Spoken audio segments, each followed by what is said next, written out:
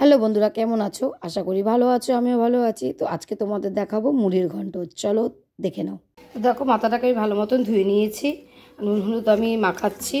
আর আমি এখানে কড়াই বসিয়ে দিয়েছি, তেল দিয়ে দিয়েছি। তেলের গরমের অপেক্ষায় আমি রয়েছি। তারপর আমি মাথাটাকে বেশ ভালো মতন ভেজে নেব।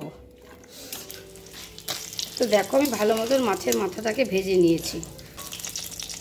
আমার মাছের মাথা ভাজা অলরেডি হয়ে গেছে।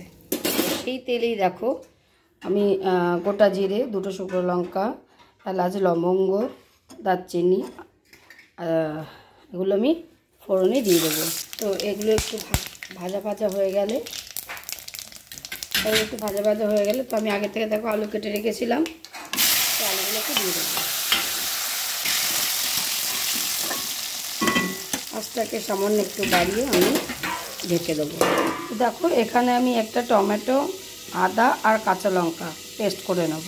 আর দেখো, আমি গোবিন্দভোগের চাল নিয়েছি, আর এটাকে আমি 15 মিনিট ভিজিয়ে রেখেছিলাম।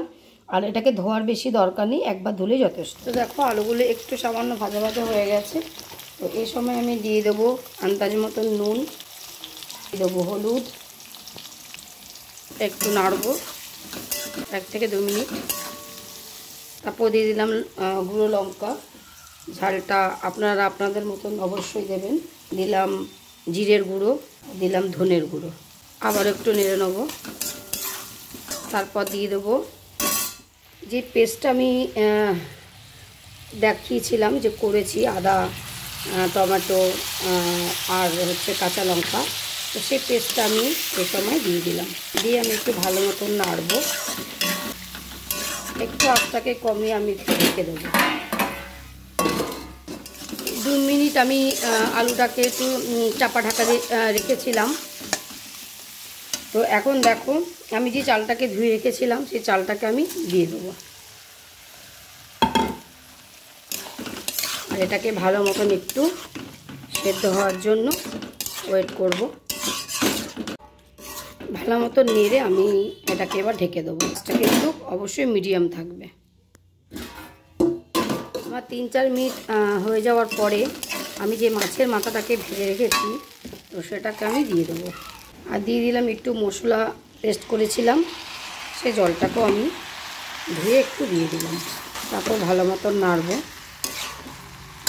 তবে এই রান্নাটা কিন্তু খেতে সত্যি খুব দুর্দান্ত।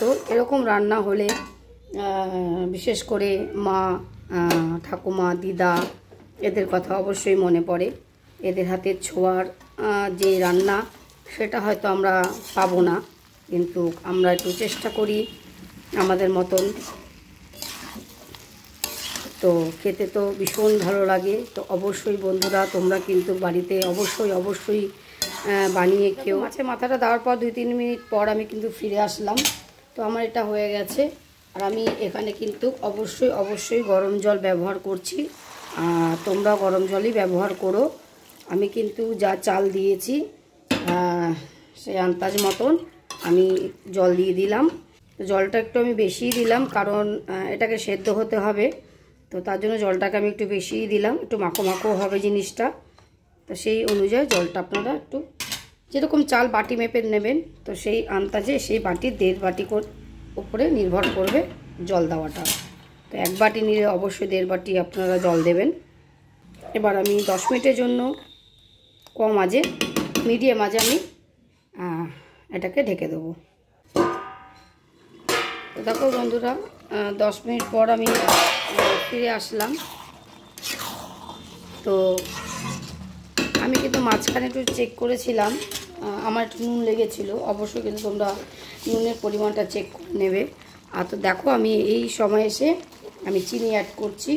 এটাও টোটালটা অপশনাল, যে তোমরা যদি ব্যবহার করতে চাও তো করতে পারো।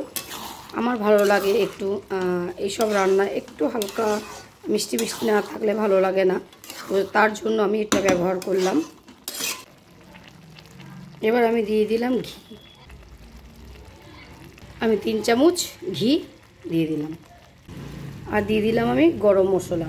দেওয়ার পর আমি একটু ভালো মতন নেড়ে দিচ্ছি। তো আমার মুড়ির ঘন্ট রেডি।